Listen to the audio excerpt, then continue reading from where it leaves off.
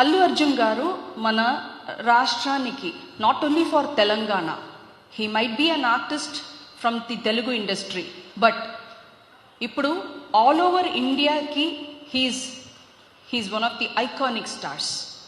He's definitely an icon. He has made his imprint through his hard work and dedication. అలాంటి ఒక national pride అని చెప్పాలి. అలాంటి ఒక నేషనల్ ప్రైడ్, మన రాష్ట్రానికి ఒక అభిమానం ఆయన అంటే.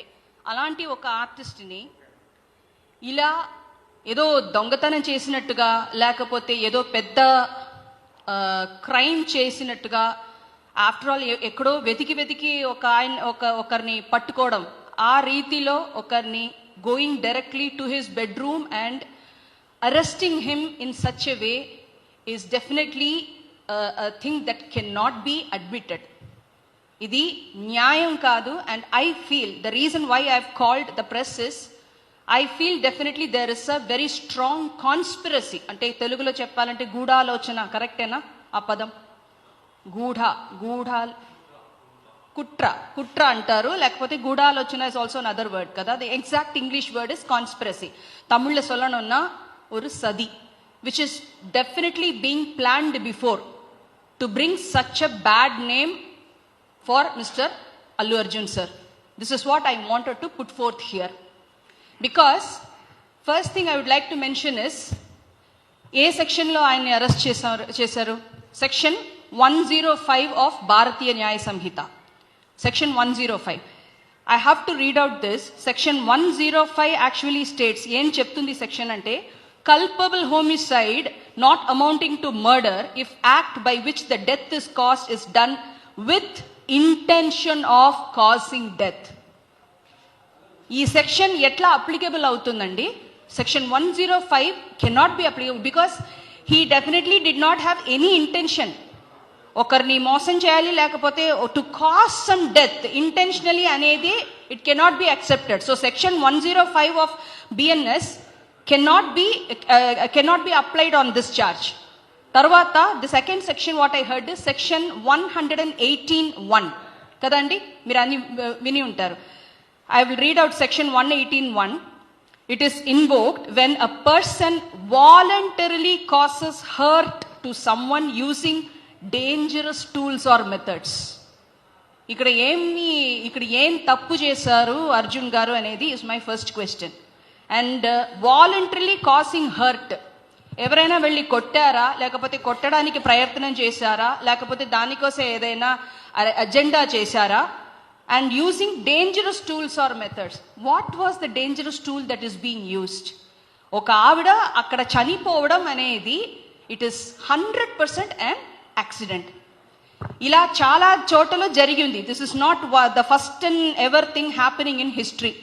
ఎక్కువ జనాలు ఉండే ఒక చోట ఒక గుడిలో ఒక కుంభమేళా కానీ ఏదో ఒక ఇంపార్టెంట్ జాతర కానీ జరిగేటప్పుడు కూడా ఇలాంటి విషయాలు సంభవిస్తున్నాయి. అది మన అందరికీ తెలుసు. అలా ఉండేటప్పుడు సెక్షన్ 105 సెక్షన్ 118(1) ఆఫ్ భారతీయ న్యాయ సంహిత ఈ విషయంలో ఎలా అప్లికేబుల్ అండి? ఒకవేళ if it has to be treated as an accident అంటే then why is this case?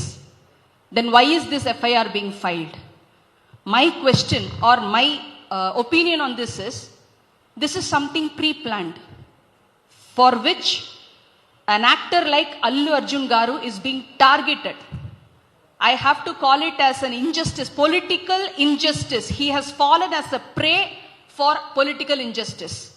How can the state government make such a move?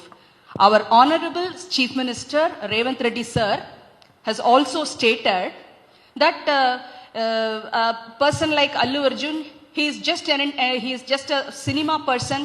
వీళ్ళు సినిమా మీద ఇన్వెస్ట్ చేస్తున్నారు, సో దానికోసం డబ్బు కోసం ఇలాంటి విషయాలు కండక్ట్ చేయడం, ఇలాంటి థియేటర్కి వెళ్ళడం. My question is, he himself has said that he has been to Sandhya Theatre which is in Hyderabad for the past 20 years. నేను వెళ్తున్నాను, దాదాపు 30 సార్లు పైన నేను అక్కడ సినిమా చూడడానికి వెళ్ళాను అని మెన్షన్ చేశారు, అల్లు అర్జున్ గారు చెప్పారు. ఇలా ఉండే సమయంలో there could have been lot of accidents could have happened. right? Okay, one such accident has already happened. Okay, it has happened. We are feeling very, very, very sorry for the deceased person.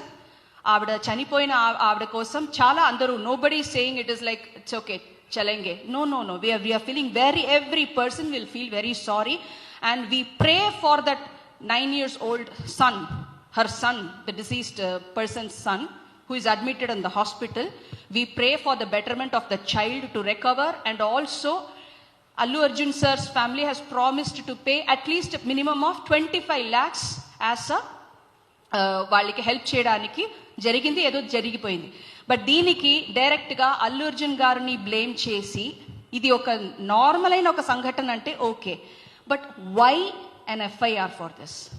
Why he has to be arrested as if ఏదో పెద్ద crime చేసినట్టుగా ఆయన బెడ్రూమ్కి వెళ్ళి ఒక criminal person లాగా ఆయన్ని arrest చేయడానికి ఏం అవసరం ఇక్కడ?